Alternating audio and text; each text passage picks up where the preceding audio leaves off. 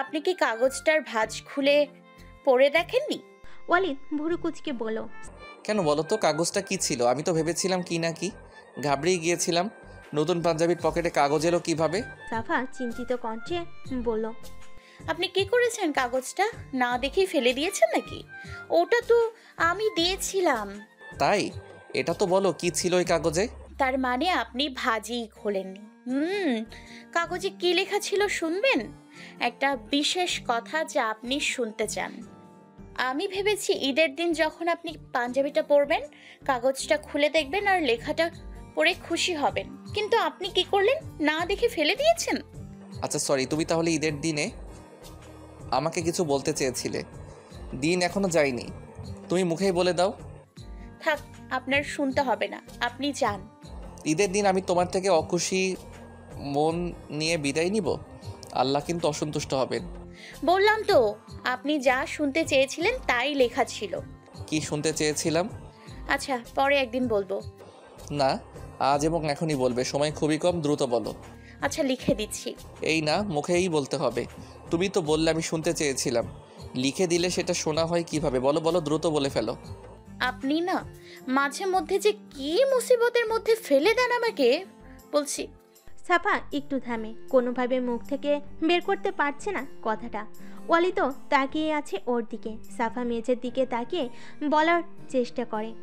কথাটা হলো আমি আমি ভুলে গিয়েছো? কোনো কিছু লিখলে তো বেশি মনে থাকে। কতদিন আগে লিখেছিলে? ভুলিনি, ভুলে যাওয়ার মতো কথা না এটা। তাহলে বলতে পারছো না কেন? বলো ঠিক করে।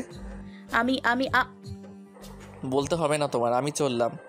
ওয়ালিদ রাগ হয়েছে এমন ভাব নিয়ে চলে যাওয়ার জন্য ঘুরতেই সাফা তীব্র জড়তা কাটিয়ে কিছুটা উচ্চ স্বরে বলে ওঠে। আমি আপনাকে ভালোবাসি। ওয়ালিদ উল্টো ঘুরে সাফার দিকে তাকালে সাফা দ্রুত নিচের দিকে দৃষ্টি ফেলে। এতক্ষণ সময় নিয়ে এই কথা বললে? কাগজে তো কি সুন্দর তুমি করে লিখেছো, আর এখন আপনি বাদ দিয়ে তুমি শব্দটা মুখ দিয়ে বেরোলো না। সাফা চমকে চোখ তুলে তাকায়, বলে। আপনি পড়েছেন কাগজটা? ফেলে দেননি? হ্যাঁ পড়েছি, এবং এখনো পকেটেই আছে। ওয়ালিদ পকেট থেকে একটা কাগজ বের করে সেটার ভাঁজ খুলে পড়তে শুরু করে। ভালোবাসি বৃষ্টি, ভালোবাসি রোদ, ভালোবাসি চাঁদ, ভালোবাসি তারা, ভালোবাসি নীল আকাশের মেঘের ভেলা, ভালোবাসি ফুরফুরে বাতাসের দোলা, সবকিছু করে তোলে স্বপ্নময়। আমি ভালোবাসি তোমায়। কি যে ভালো লেগেছিল এটা পড়ে। সাফা কপট রাগ দেখিয়ে পড়ল। মিথ্যে বললেন কেন? কোথায় মিথ্যা বললাম? আমি তো বলিনি কাগজটা না পড়ে ফেলে দিয়েছি। বলেছি একবারও? সাফা উল্টো দিকে ঘুরে দাঁড়ায়। মেজাজ গরম হয়ে গেছে ওর। ওয়ালিদ লেখাটা পড়েছে, অথচ ওর মুখে বলতে বাধ্য করলো। সাফার মেজাজকে চরম পর্যায়ে পৌঁছে দিয়ে ওয়ালিদ বলে ওঠে। তুমি কি সত্যি আমাকে ভালোবাসো? তাহলে প্রমাণ দাও। সাফা আশ্চর্য হয়ে ঘুরে দাঁড়িয়ে ওয়ালিদের চোখের দিকে তাকালো, বলল। কি কি প্রমাণ? বিশ্বাস হয়নি? না হলো প্রমাণ কিভাবে দিব আমি? ভালোবাসলে প্রমাণও নিশ্চয়ই করতে পারবে। করব না তাতে কি? ভালোবাসি বলেছি, বিশ্বাস না হলে করবেন না? না, আমার প্রমাণ চাই। সাফা আবারও মুসিবতে পড়ে গেল। অস্থিরতা ঘিরে ধরল ওকে। রেগে ওয়ালিদকে কিছু বলতে যাবে, তখনই দরজায় টোকা পড়ে। ফাতেমা ভাবি বলে ডেকে ওঠে। ওয়ালিদ দরজার দিকে তাকিয়ে বিড়বিড় করে কিছু একটা বলল, যা সাফা শুনতে পেল না। ও এগিয়ে গিয়ে দরজা টেনে ফাঁকা করলো। ওয়ালিদের মুখের দিকে তাকিয়ে ফাতিমা বলল। ওইভাবে তাকিয়ে আছো কেন মেজো ভাইয়া? খুব ডিস্টার্ব করলাম নাকি? অবশ্যই ডিস্টার্ব করেছিস। এখানে এসেছিস কেন? আহা, তাই নাকি? খুবই দুঃখিত, আমরা চলে যাচ্ছি। তুমি আমাদের সাথে যাবে কিনা তা জানার জন্য আম্মু পাঠিয়েছে। সাফা ইতিমধ্যেই দরজার সামনে এসে দাঁড়িয়েছে। ওয়ালিদ কিছু বলার আগেও দ্রুত বলে ওঠে। হ্যাঁ যাবে তো, চলো আমি তোমাদের এগিয়ে দিয়ে আসি। বলেই সাফা ফাতেমার হাত ধরে যেতে শুরু করে। কিছুটা সামনে গিয়ে পেছনে ওয়ালিদের দিকে তাকায়। ও অসন্তুষ্ট চেহারা নিয়ে তাকিয়েছিল। সাফা তা দেখে বিজয়ের হাসি হাসে। এতে ওয়ালিদ চোখ পাকায়। সাফা ভ্রুক্ষেপ না করে অধর আরও প্রসারিত করে সামনে ফিরে তাকায়। ওয়ালিদও ওদের পেছনে যেতে শুরু করে। সবাই বিদায় জানিয়ে বেরিয়ে পড়ে। ওয়ালিদ মূল দরজা দিয়ে বেরোনোর আগে সাফার কানের কাছে মুখ নিয়ে বলে আসে, প্রমাণ কিন্তু চাই। রাত 11:30। বাড়ির সবাই শুয়ে পড়েছে। কোথাও কোনো সারা শব্দ নেই। এরই মধ্যে ফাতেমা ওয়ালিদের রুমে ঢুকে আস্তে করে ডাক দেয়। মেজো ভাইয়া। ওয়ালিদ কিছুটা চমকে ওঠে। সাফাকে কল করবে ভেবে মাত্রই ফোন হাতে নিয়েছে, আর ফাতেমার ডাক কানে আসে। ওকে এই সময় রুমে দেখে চিন্তিত হয়ে দ্রুত গতিতে উঠে বসে প্রশ্ন করে, তুই এত রাতে এখানে কেন? আমার সাথে এসো একটু। কোথায়? আরে এসো তো। ফাতেমা ওয়ালিদের হাত ধরে টানলে ও খাট থেকে নেমে ফাতেমার সাথে চলতে শুরু করে। কোথায় যাচ্ছে জানে না, ফাতেমাও কিছু বলছে না। ভাব দেখে মনে হচ্ছে কোনো গুপ্ত রহস্য উদ্ঘাটন করতে যাচ্ছে ওকে নিয়ে। হাতে থাকা ফোনের ফ্ল্যাশ লাইট এর আলোতে ওরা এগোচ্ছে। ফাতেমা ওয়ালিদকে একটা রুমের সামনে নিয়ে ওর হাত ছেড়ে দিয়ে ভিতরে গিয়ে রুমের লাইট জ্বালিয়ে দেয়। তারপর বলে, ভেতরে এসো। ওয়ালিদ কৌতূহল নিয়ে ভেতরে ঢুকলে ফাতেমা উপরের দিকে আঙ্গুল তুলে বলে, ফ্যানটা দেখো নষ্ট হয়ে গেছে। ওয়ালিদ উপরে এক পলক তাকিয়ে বলে, এটা তো জানা কথা, 2 দিন আগে নষ্ট হয়েছে, এখানে এনেছিস কেন? ফাতেমা দরজার বাইরে গিয়ে দরজা টেনে অল্প ফাঁকা রেখে তার মাঝে মুখ নিয়ে বলে, তুমি আজ রাতে এই রুমে থাকবে? ফাতেমার কথা শুনে বিস্ময়ে ওয়ালিদের চোখ দুটো বড় বড় হয়ে যায়। ও বলে ওঠে, মানে? বলেছিলাম না মজা দেখাবো? এখন দেখতে থাকো। আমি যাই, বাই। ফাতেমা বাইরে থেকে দরজা লাগিয়ে দেয়। ওয়ালিদ চেঁচিয়ে বলে ওঠে, এই ওই দাঁড়া, এটা কি হচ্ছে? আমি তো মজা করেছিলাম। তুই তো অনেক সুন্দরী পেতনি, তো এমনিই বলেছি মজা করে, তুইও আরেক পড়ি। দরজার ওপাশ থেকে ফাতেমা বলে, কিন্তু মেজো ভাইয়া, আমি তো সিরিয়াসলি বলে ফেলেছিলাম তোমাকে মজা দেখাবো, তাই এখন এইসব বলে করলেও না আপনি। আমি ওয়াদা খেলাপ করি না। ওয়ালিদ মিনতির স্বরে বলে, এমন করিস না বোন, অনেক গরম পড়েছে, ফ্যান ছাড়া এই রুমে আমি থাকবো কিভাবে বল? তাছাড়া এই রুমে তো কেউ সবসময় থাকে না, সব অপরিষ্কার। কোথায় অপরিষ্কার? সব ঠিক আছে, শুধু ফ্যানটা নষ্ট। তো আমি কোনো কথাই শুনবো না, তোমাকে এখানেই থাকতে হবে আজ। অন্তত চার্জার ফ্যানটা দিয়ে যা, তাহলে গরমে এখনই ঘেমে যাচ্ছি। সেটাও হবে না। তোমার পরিবউকে বলো এসে যেন সারা রাত তার ডানা দিয়ে তোমাকে বাতাস করে। ভুল হয়ে গেছে বোন, মাফ করে দে। Good night. ফাতেমা মুখে হাসি ফুটিয়ে চলে যায়। ওয়ালিদ কি করবে বুঝতে পারে না। মাকে কল করলে ফাতেমাকে অনেক রাগারাগি করবে। ওয়ালিদ বিরক্তি সূচক আওয়াজ করে আশেপাশে তাকায়। বিছানায় তাকিয়ে দেখে ফাতেমা ওর ঘুমানোর ব্যবস্থা করে রেখেছে। ফ্যানের পরিবর্তে একটা হাত পাখা রেখে গেছে। যদিও পাখা ঘোরাতে ওর ভালো লাগবে না, তবুও সব কিছুর জন্য মুচকি হাসলো। জানালাগুলো সব খুলে দিয়ে লাইট অফ করে শুয়ে পড়ল। মনে মনে ভাবলো, কয়েক ঘন্টায় তো বোনটার খুশির জন্য এটুকু শুয়ে নেওয়া যাক। ফোনটা হাতে নিতেই ওয়ালিদ দেখলো সাফা মেসেজ দিয়েছে। ওয়ালিদ অবাক হলো। এ পর্যন্ত কোনো কারণ ছাড়া নিজে থেকে সাফা মেসেজ দেয়নি, তাই অতি আগ্রহ নিয়ে মেসেজটা দেখতে চাইলো। ও অনেক লম্বা মেসেজ। ওয়ালিদ পড়তে শুরু করলো, প্রভাতের স্নিগ্ধ হাওয়ার মতো ভালোবাসি তোমায়, পূর্ণিমার জ্যোৎস্নার আলোর মতো ভালোবাসি তোমায়, মনের এই আঙিনায় ফুটে ওঠা স্বপ্নের মাঝে তুমি খুঁজে পাবে আমায়, আমি ভালোবাসি তোমায়। প্রমাণ চেয়েছিলেন, দিলাম। যদি পারেন তবে ঠিকানাগুলোই গিয়ে নিজের চোখে দেখে আসবেন। নিচের লেখাটুকু পড়ে ভেবাচাকা খেয়ে যায় ওয়ালিদ। পুনরায় পড়ে ছন্দটুকু, তারপর সাফাকে লিখে পাঠায়, যে ঠিকানাগুলোতে খোঁজ নিতে বলছো ওখানে যাওয়ার সাধ্য নেই আমার, তাই হার মানছি। তোমার মুখের কথাই বিশ্বাস করে নিলাম। মেসেজটা সেন্ড করে আরেকটা মেসেজ লেখে ওয়ালিদ, আমার কথাও তো বলা হয়নি এখনো, আমি ভালোবাসি তোমাকে অনেক। সাফা থেকে কোনো রিপ্লাই আসে না। ওয়ালিদ অবশ্য সেই আশা করেনি। ও জানে সাফা খুবই লাজুক, তাই আর কিছু বলবে না। ওয়ালিদ সাফার একটু আগের মেসেজটা আরও একবার পড়ে ওর প্রতি সাফার অনুভূতি বোঝার চেষ্টা করে। এর মধ্যে ঘেমে ভেজে গিয়েছে, খেয়ালই হয়নি ওর। মেসেজটা পড়া শেষ হলে গরম অনুভব করলো আবার। অস্থির হয়ে হাত পাখা ঘোরাতে থাকলো দ্রুত গতিতে। হঠাৎই দরজা খোলার শব্দ পেল। ফাতেমা চার্জার ফ্যান ভেতরে ঢুকিয়ে বলল, না, মাপ চেয়েছো তাই এটা দিয়ে গেলাম। ওয়ালিদ দরজার দিকে তাকিয়ে মুচকি হাসলো। ফজরের সময় অ্যালার্মের আওয়াজে ঘুম ভাঙলো ওয়ালিদের। মায়ের নাম্বারে কল করলো। তিনি কল রিসিভ করে বলেন, কিরে কল করছিস কেন? আম্মু, আমাকে উদ্ধার করো। ওয়ালিদের মা অবাক হলেন ওর কথায়। উদ্ধার করব?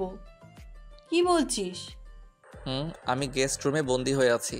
তোমার মেয়ের কাজ এটা, রাতে আমাকে এখানে এনে রেখেছে। ওয়ালিদের মা এ কথায় আরও অবাক হলেন। কল কেটে গেস্ট রুমের কাছে গিয়ে দেখলেন সত্যি বাইরে থেকে দরজা লাগানো, ভেতরে লাইট জ্বলছে। উনি দরজা খুলে ওয়ালিদ হাসি মুখে সামনে এলো। কি হয়েছে তোদের? আর বইল না, পেতনি বলেছিলাম ওকে, তাই শাস্তি দিতে কাল রাতে টেনে নিয়ে এসেছে আমাকে এই রুমে, তারপর বাইরে থেকে দরজা লাগিয়ে চলে গেছে। এই রুমে তো ফ্যান নষ্ট। ওই যে দেখো, একটা হাত পাখার চার্জার ফ্যান দিয়েছে। আমার অশান্তি আর গেল না। আগে হুজাইপার হাজাইপার জ্বালা সহ্য করতে হতো, এখন আবার তোদের দুটোর। আনাসের সাথেও তো ফাতেমার ঝগড়া হয় মাঝে মধ্যে। ওয়ালিদের মা রাগী দৃষ্টি নিয়ে তাকান ওয়ালিদের দিকে, বলেন, হয়েছে, এটা আমার মনে করিয়ে দিতে হবে না? ফাজিলগুলো সব বড় হয়ে গেছে কত, তারপরেও শান্তভাবে থাকে না একটাও। সাফারের সামনেও এমন করবি নাকি? হ্যাঁ, জামায়াত শুরু হয়ে যাবে, তাড়াতাড়ি মসজিদে যা। ওয়ালিদ হাসে, তারপর নিজের রুমের দিকে যায়। আজ হুজাইফার বিয়ে, বাড়িতে অনেক আত্মীয় স্বজন। ওয়ালিদ সাফাকে নিয়ে এসেছে। ওয়ালিদদের রুমে আত্মীয় আর প্রতিবেশী মেয়েরা এবং মহিলারা ভিড় জমিয়েছে সাফাকে দেখার জন্য। ওয়ালিদ ওকে সবার সাথে পরিচয় করিয়ে দেয়। সকলের সাফার সাথে পরিচয় শেষ হওয়ার পর বরযাত্রী রওনা হয়। বিয়ের পর বউকে নিয়ে ফিরেছে সবাই। এখন অনেক রাত, বড়রা সবাই এক এক করে শুয়ে পড়েছে। সাথে ছেলেরা একদিকে আড্ডা দিচ্ছে আর মেয়েরা আরেক দিকে। ওয়ালিদের মা ফাতেমাকে কড়া করে রাত জাগতে নিষেধ করেছেন আর সাফার দিকে খেয়াল রাখতে বলেছেন। তাই ফাতেমা সাফাকে নিয়ে নিজের রুমে চলে এসেছে। ওর রুমে আরও কাজিনরা থাকবে, তারা এখনও গল্প করছে। ফাতেমা রুমের দরজা মিশিয়ে দিয়েছে কেবলই, আর ওয়ালিদ হাজির হয়। সাফার দিকে তাকিয়ে প্রশ্ন করে, সাফা, তুমি এই রুমে থাকবে? সাফা বলে, জি। আপনি এখানে কেন? ঘুমাবেন কখন? আমি তো ভাবছি আজ আমার ঘুম আসবে কিনা। ফাতেমা বলে, কেন মেজো ভাইয়া? সাফা বলে, শীঘ্রই ঘুমিয়ে পড়েন, ফজরে উঠতে কষ্ট হবে না হলে। ওয়ালিদ চেহারা মলিন করে ফেলে, বলে, বুঝলাম। আচ্ছা ফাতেমা, তুই বলতো বিয়েটা কার আগে হয়েছে, আমার নাকি ভাইয়ার? তোমার। তাহলে বাসর কেন ভাইয়ার আগে হচ্ছে? ওয়ালিদের কথা শুনে বিস্ময়ে সাফার চোখ বড় বড় হয়ে যায়। দুই ঠোঁটের মাঝে বেশ খানিক ফাঁক তৈরি হয়। ফাতেমা অবাক হয়। ও সাফার দিকে একবার দেখে নিয়ে মিটমিটে হাসছে। ওয়ালিদ সাফার থেকে দৃষ্টি সরিয়ে ফাতেমার দিকে তাকালে ও বলল, তাই তো, তাহলে এক কাজ করো, আম্মু আব্বু থেকে অনুমতি নিয়ে এসো, দুজনের বাসর রাত একসাথেই হোক। ফাতেমা, তুমি আজ তোমার ভাইয়ের দলে গিয়েছো? আসলে ভাবি, ভাই হয়তো, তাই মাঝে মধ্যে একটু যেতেই হয়। তো মেজো ভাইয়া যাও। আমি অনুমতি চাইতে যাব? বলিস কি? লজ্জা করবে না আমার? তুই যা। ইস, আমি কেন যাব? সাফা রেগে দাঁত কিরমির করে ওয়ালিদকে উদ্দেশ্য করে বলে, আপনার আসলে লজ্জা আছে নাকি? লজ্জা নেই, তবুও লাজুক ছেলে। ফাতেমা এখনও নীরবে ঠোঁট চেপে হাসছে। ওয়ালিদ কিছুক্ষণ ভুরু কুচকে থেকে হঠাৎই সাফাকে পাজাকোলা করে বলতে শুরু করে, স্তব্ধ হয়েছে প্রতিবাদী কণ্ঠ, রুদ্ধ হয়েছে শ্বাস আমার প্রতি তোমার। এ কি অদ্ভুত বিশ্বাস, আমারই সাথে বাধা যে তোমার রাত্রি ও সারাবেলা। কথাগুলো বলে ওয়ালিদ সাফাকে চোখ মারে। ফাতেমা উল্লাসধ্বনি তোলে। সাফা ওয়ালিদের আশঙ্কিক কাণ্ডতে এতটাই অবাক হয়ে গিয়েছে যে এতক্ষণ কিছু বলতে পারেনি, শুধু চেয়ে দেখেছে আর শুনে গেছে। সম্বিত ফিরে পেতেই প্রচণ্ড লজ্জায় কুকড়ে গেল ও ওয়ালিদের চোখের থেকে দৃষ্টি সরিয়ে বলল, নিচে নামান আমাকে। ওয়ালিদ সাফাকে দুবার চক্রকারে ঘোরালো, তারপর বলল, তুমি না বললে আমার লজ্জা নেই? আসলেই নেই। লজ্জা তো সেদিনই হারিয়েছি যেদিন আব্বু আম্মুর সামনে তোমাকে বিয়ে করার আবদার তুলেছি।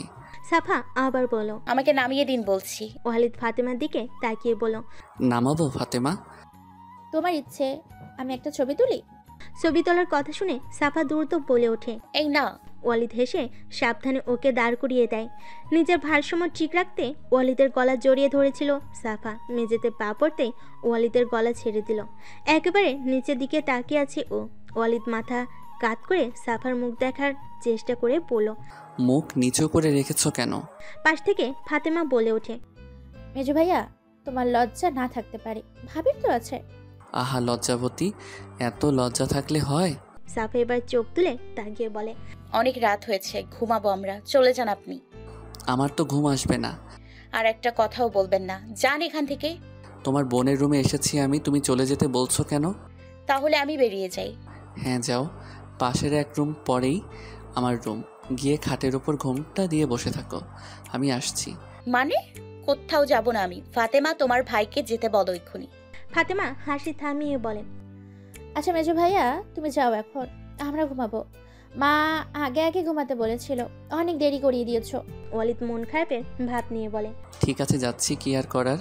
তারপর সাফার দিকে তাকিয়ে বলে, শ্বশুর বাড়িতে প্রথম রাত ননদের সাথেই কাটাবে তাহলে? সাফার রাগী দৃষ্টি নিয়ে তাকায়।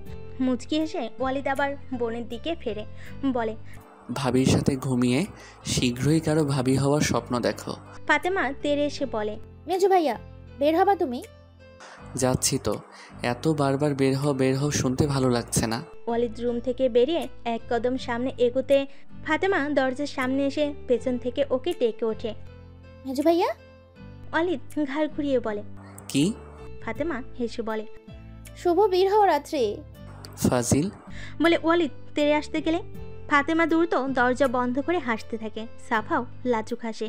শুয়ে পড়ার পর ফাতেমা সাফার দিকে তাকিয়ে বলে, ভাবি, মেজো ভাইয়া না এমনই, অনেক হাসি খুশি আর চঞ্চল, আমার সাথে সবসময় মজা করে। এখন যোগ হয়েছে তুমি, দেখবে তোমার সাথে অনেক মজা করবে, বিরক্ত হও না যেন। মেজো ভাইয়া অনেক ভালো, বড় ভাইয়াও, তবে বড় ভাইয়া চুপচাপ থাকে। আপুর বিয়ের পর বেশি চুপচাপ হয়ে গেছে, আর বড় ছেলে বলে দায়িত্ব নিয়ে ভাবে সবসময়। আনাস আরও চুপচাপ, ও কি করে কিভাবে আমি বুঝতেই পারি না, তবে সবার থেকেও রাগ বেশি।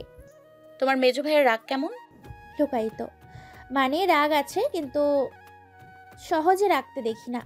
রাগলে কি করে বলতে পারবো না, জানো ভাবি, তোমাকে ভাইয়া অনেক ভালোবাসে। তোমাকে বিয়ে করার জন্য খুব পাগলামি করেছে, পুরো একটা দিন বাড়িতে ছিল না, খাওয়া দাওয়া ঠিক মতো করতো না, ঘুমাতে পারতো না তোমার চিন্তায়। আমরা সবাই অনেক অবাক হয়েছিলাম। মেজো ভাইয়ার ফাজলামি মজা করতে দেখেছি, কিন্তু পাগলামি দেখেছি ওই প্রথম। ওই সময়টাতে মেজো ভাইয়া খুব অস্থির থাকতো, আমার সাথে ফাজলামিও করতো না, দরকার ছাড়া কথা বলতো না। তখন বুঝেছি কতটা ভালোবাসে সে তোমাকে। তোমাদের বিয়েটা না হলে এই মেজো ভাইয়া আর ফিরে পেতাম না আমি। সাফা চুপচাপ কথাগুলো শুনে গেল। ওয়ালিদের প্রতি ভালোবাসাও হয়তো বেড়ে গেল। কল্পনা করতে লাগলো ওর জন্য কেমন পাগলামি করেছে ছেলেটা। হঠাৎ ওয়ালিদের প্রতি ভালোবাসায় নিজেকেও কেমন পাগল পাগল মনে হলো ওর। মুচকি হেসে মনে মনে আওড়ালো, আপনার মতো পাগলের প্রেমে পাগল না হয়ে উপায় আছে? ফাতেমার কথা শেষ করে ঘুমে তলিয়ে গেছে। সাফাও চোখ বুঝলো। মেজো ভাইয়া। ওয়ালিদ কোথাও যাচ্ছিল, ফাতেমার ডাকে থেমে গিয়ে ওর দিকে ঘুরে তাকালো। বলল, কি? তোমাকেই খুঁজছি আমি, একটা কিছু দেখানোর জন্য। কি দেখাবি? ফাতেমা ওর ফোনটা তুলে ধরলো। ওয়ালিদ দেখলো ফোনের স্ক্রিনে ওর আর সাফার ছবি। গত রাতে সাফাকে পাজা কোলে করেছিল সেই ছবি। ছবিটাতে ওয়ালিদের মুখে হাসি লেগে আছে, দৃষ্টি সাফার মুখে, আর সাফা অবাক চোখে ওর দিকে তাকিয়ে আছে। ওয়ালিদ ছবিটা দেখে হেসে উঠল। বলল, ওই ছবি কখন তুললি? তুই ছবি তুলতে চাওয়ার পরই তোকে নামিয়ে দিলাম। আগেই তুলেছিলাম। এই না হলে আমার বোন। গুড। আমার তো খুব আফসোস হচ্ছিল, তোকে দিয়ে যদি ছবি তুলে রাখতাম। ভালো করেছিস। ফোনটা দে তো, আমার ফোনে নিয়ে নেই। ওয়ালিদ অনেকটা ছো মারার মতো ফাতেমার ফোনটা নিয়ে নিল। বলল, মাত্র দুটো? হ্যাঁ, আর তুলতে পারিনি। সাফা জানে? না। কাকে কাকে দেখিয়েছিস এই পর্যন্ত? তোমাকেই আগে দেখালাম। ও, ছবি দুইটা সুন্দর উঠেছে। দেখতে হবে তো কার হাতে তোলা। তার আগে দেখতে হবে ছবির মানুষ দুইটা কারা। ফাতেমা খিলখিল করে হেসে ওঠে ওর কথায়। ওয়ালিদ ফোন ফেরত দিতে বলল, এই নে। ফাতেমা ফোন পেয়ে গ্যালারিতে গিয়ে দেখলো ছবি নেই। ওয়ালিদ কয়েকবার এগিয়েছে। ফাতেমা রেখে দৌড়ে গিয়ে ওর সামনে দাঁড়ালো। এটা কি মেজো ভাইয়া? ছবি কোথায়? কেন? এই যে আমার ফোনে। তোমার ফোনে তো আছে, আমার ফোনেরগুলো কোথায়? আরে, তোর ফোন থেকে ছবি নিয়ে নিলাম না আমার ফোনে, তোর ফোনে তাহলে থাকবে কিভাবে? বোকা পেয়েছো আমাকে? তুমি ছবি ডিলিট করেছো কেন?